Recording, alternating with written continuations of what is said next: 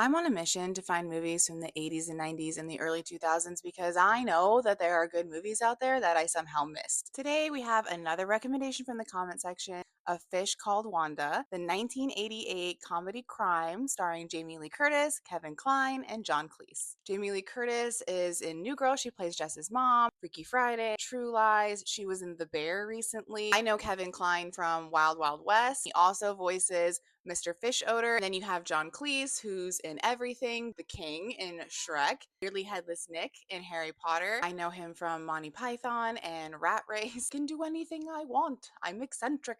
A Fish Called Wanda follows a group of thieves who all plan on double crossing each other. As soon as the job is done, the leader, George, is arrested. What does he do right before he's arrested? He stashes the diamonds. Wanda, Otto, and Ken are trying to figure out, what are we going to do now? Ken is desperately trying to get George out of jail while Wanda has an idea. What about George's lawyer? Surely he's confided in him, right? Can Wanda use her feminine wiles to reach the loot before everyone else does? An ex-young ho and criminologist, I absolutely love crime movies. A Fish Called Wanda does not have the police point of view. A lot of crime movies do.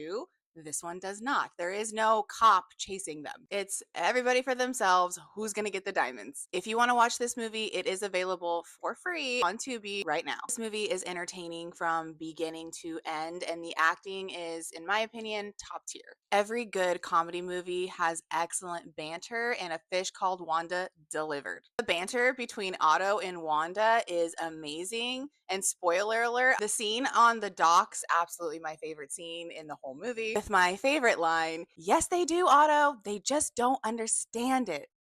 I think Kevin Kline's quick talking, fast moving energy is balanced really well by Jamie Lee Curtis's like grounding reactions to him. She does a great job of reacting so real to his very over the top dramatics. Otto is probably one of the most polarizing characters I have ever seen in a movie ever. Because why was I having an internal struggle the entire movie on how much I liked him, even though he's terrible? Kevin Kline does such a good job and he's so funny. You actually kind of like Otto. John Cleese also had great chemistry with Kevin Kline. Their banter was hilarious. Archie is very much the opposite of Otto. That is displayed throughout the movie from beginning to end. One of the ways that's highlighted is in John Cleese's very timid and proper demeanor, while Otto is calling everyone an asshole every 5 minutes. The entire cast just had great chemistry together, not just the romantic relationships, but all of the relationships. Jamie Lee Curtis is absolutely wonderful all the time. I especially loved her in this movie. She is great as Wanda. I'm rooting for her the entire time, even though she's supposed to be a femme fatale. I love Wanda because she's an excellent con man. The manipulating is top tier. The way she says the locket is from her mother on the deathbed, I'm gonna argue with that.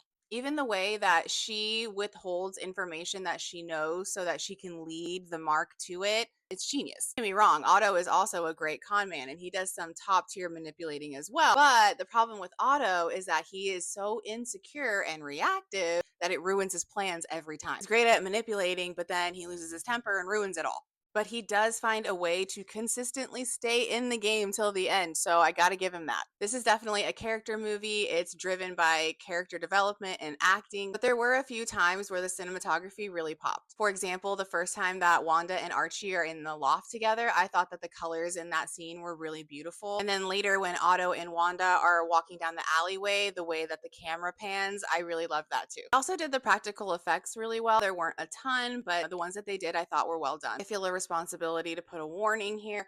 If you don't like movies where the dog dies, maybe don't watch this one. Don't get to meet the dogs, but it is still a little sad. Also, some rather disgusting scenes with some fish. Yes, I feel bad for the fish. I don't know what to tell you guys. I could feel bad for a plastic bag, okay? Also, I've had something very similar and traumatic happen to me in real life. So, kind of watching this, like, I think the jokes could have been done without the animals, but I am glad that there was a payoff. It wasn't just a comedic device. It was used for the story and for character development, so they get some points from me for that. They are illustrating Ken's love for animals and just how far he's willing to go for George. Because remember, Ken is torn up about this. Like, he goes to the funerals. Yes, it is a comedy device, but it also sets up the ending perfectly. They do the exact same thing with Ken's stutter. Otto making fun of his stutter is really annoying, but it's for a reason. It's illustrating, again, the difference between Archie and Otto. Otto's a jerk about it, Archie's not. It's adding another layer of Ken's frustration, doing all this stuff against his morals to get George out. Then you have Otto, who has taken his fish from him. He's hurt these animals that he doesn't want to hurt. And then on top of it, he's been making fun of his stutter the entire movie. Ken has been pushed to his limits. The movie was surprising. They did a great job, like leading you to some things while others were a total surprise, kept the bits going throughout the whole movie so that in the end, they had a great payoff. Otherwise, that ending scene would be stupid because you would be like, it's so slow, but you know the characters and why they act the way they act, and it's funny. Another interesting thing I found was the difference between Archie and Otto being American and British. They really played that up throughout the entire movie. Otto does not like the Brits. You have like Archie getting hung outside the window with zero reaction. And then you have Otto overreacting to everything. The American John Cleese is British, so take it for what you will.